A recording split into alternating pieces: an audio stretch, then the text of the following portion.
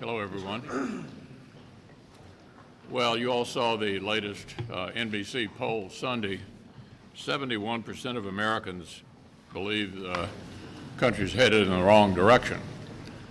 So what are we doing in the Senate this week? We're having a cloture vote on what is called the John Lewis Voting Rights Act tomorrow, the assumption being that something has happened to the Voting Rights Act. Of course, nothing could be further from the truth. The Supreme Court did not strike down the Voting Rights Act. It remains against the law to discriminate against people on the basis of race in any state in the country with your election procedures. In fact, this is a Trojan horse to carry a lot of other provisions that the Democrats have wanted to enact through the earlier voting rights bill that we've already considered and rejected. Clearly, they want to change the subject. They want to change the subject away from how the American people feel about this administration, about the reckless tax and spending bill, onto a non-existent problem with this marching out of the John Lewis Voting Rights Act again. I repeat, the Supreme Court did not strike down the Voting Rights Act. It's still on the books. There's no evidence right now anywhere in the country that states are engaged in suppressing the vote based upon race.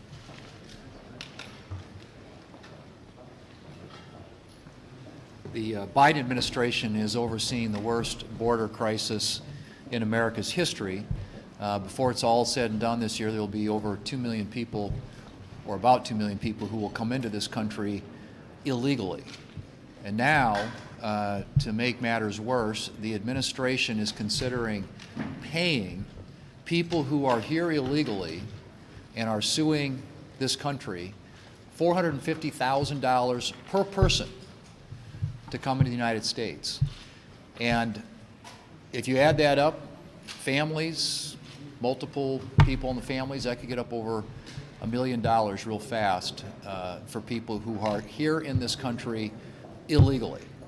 That, if you think about it, is 6.5 times the median average income in this country. It is 4.5 times what is paid to the families of people who have lost soldiers in combat. It is more than most of the families in 9/11 received from the government.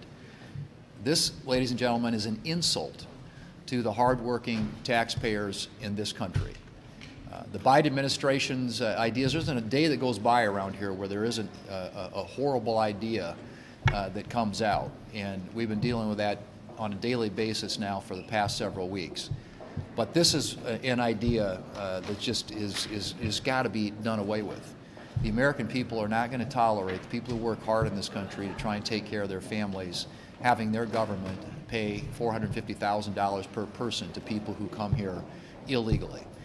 This needs to be stopped in its tracks, and hopefully the administration will come to its senses and see that it is. The Biden administration is clearly out of step with the American people. Everyone here has seen the national polling numbers that show only 22% of Americans believe that the country is headed in the right direction. The American people know what their concerns are, and they're very different from the misguided obsession of the Biden administration. The American people are really worried about inflation and how it's taking a bite out of their paycheck every week, so their dollars don't go as far. Instead, the Biden administration wants to raise trillions of dollars in taxes and trillions of dollars in spending.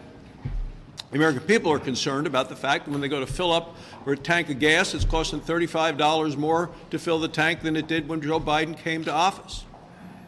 And instead, Joe Biden is over in Scotland apologizing for America and wanting to raise the cost of American energy. The American people want this flood of illegal immigration going on at the border, the southern border, to stop.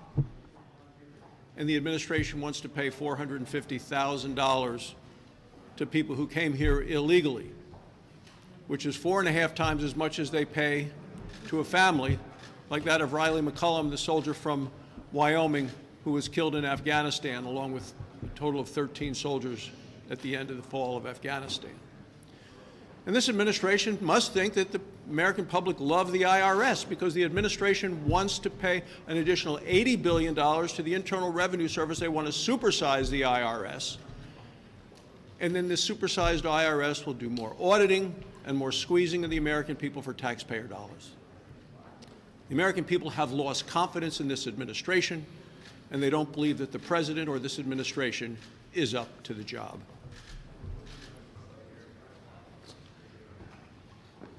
Well, on the border, as two of my colleagues have already pointed out, the administration managed to bring attention back to their failures at the border by talking about these outrageous settlement numbers.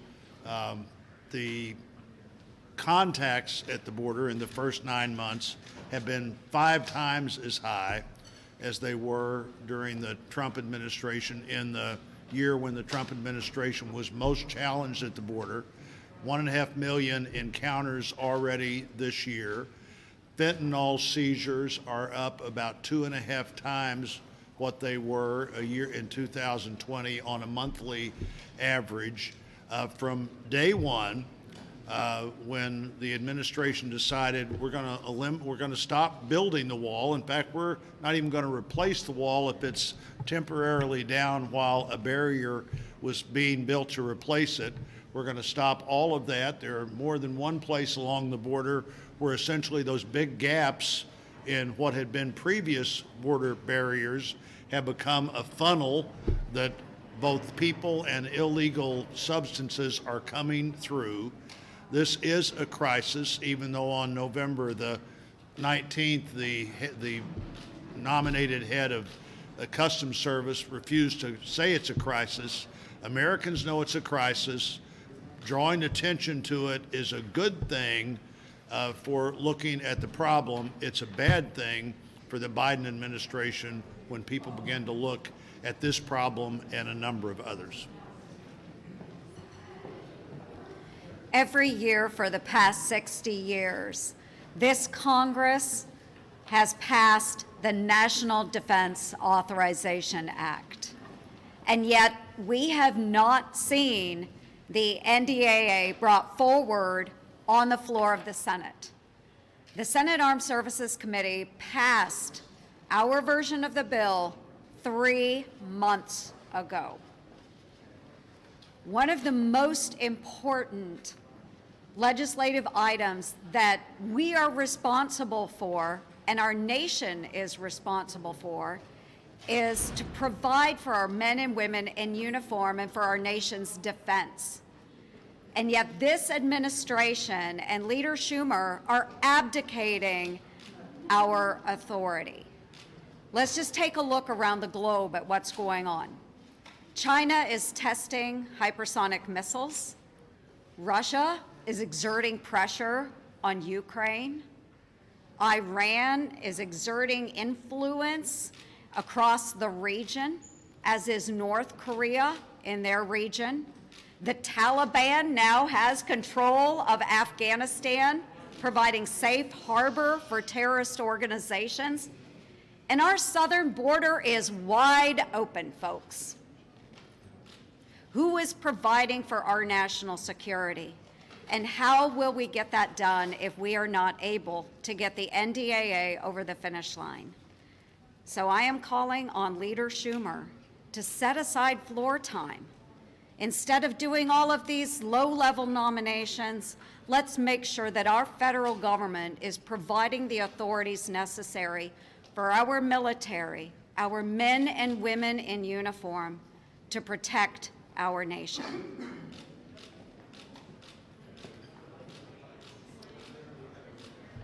Today we have an important election in Virginia. I'm very hopeful that Glenn Youngkin will win the race. I think what Terry McAuliffe and Democrats are going to learn tonight is that the American public is fed up with the Biden agenda. They're fed up with open borders. They're fed up with amnesty.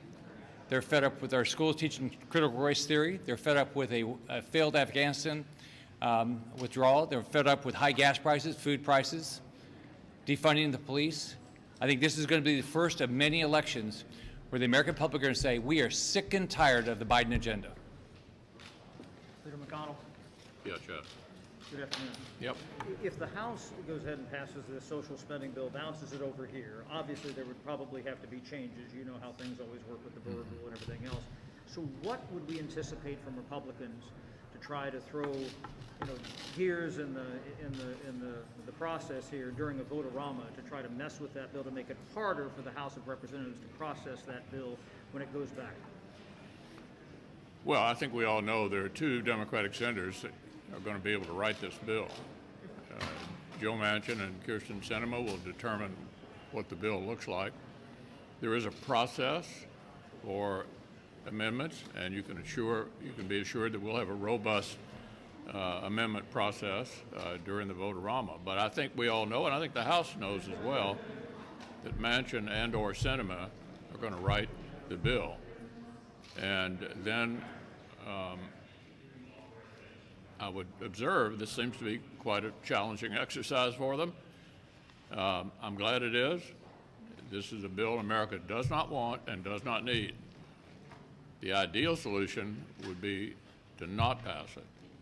But if it's to pass, it'll be written by Manchin and/or Sinema. Leader McConnell. Yeah. One of the most popular polling-wise provisions that was in that bill was the paid family leave provision. It doesn't seem like that's going to be in the final version.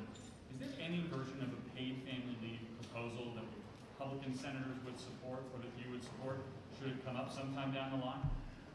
Look, if I were the majority leader and we were setting the agenda, that'd be a good discussion to have.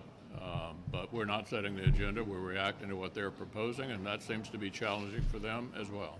Leader McConnell, based on the way the bill is written today, how would you expect it to score, and how would that affect the process, even if it is scored this week? With your mask on, I'm having a hard time hearing you. I was asking, based on the way the bill stands today, how would you expect it to score? Well, I don't know how the bill stands today. Do you? I don't have a clue. I'm pretty sure Without additional change? many of the Democrats are not sure what it looks like either. And what it does seem to me is if the House passes the reckless taxing and spending bill, that won't be the final word. I think whatever can get out of the Senate, if anything can, and I'm still hopeful that it can't, will probably be the final bill.